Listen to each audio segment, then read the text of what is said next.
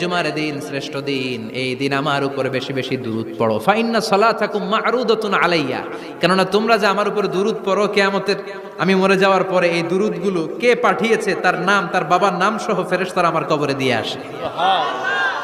সাহাবারা বললেন, ইয়া রাসূলুল্লাহ কাইফা সালাতুনা মা'রুদাতুন আলাইক, আপনি মরে যাওয়ার পরে আমাদের দুরূদ কেমন করে আপনি দেখবেন? ওয়াকাদ আরিমতা, আপনি তো পচে গলে মাটির সাথে মিশে যাবেন।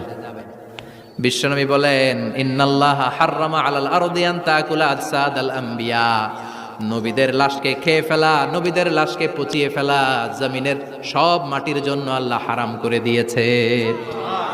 নবীদের লাশ পচে না, নবীদের লাশ গলে না। যারাই বিশ্বনবীর উপর দুরূদ পড়বেন, আপনার নাম সহ, আপনার বাবার নাম সহ, মালাইকাতু সাইয়াহিন, একদল ফেরেশতা আছে শুধু রাউন্ড দেয় গোটা ওয়ার্ল্ডে, কারা বিশ্বনবীর উপর দুরূদ পড়েছে, এই দুরূদ নিয়ে, এই নাম নিয়ে বিশ্বনবীর কবরে তারা পৌঁছে দেয়।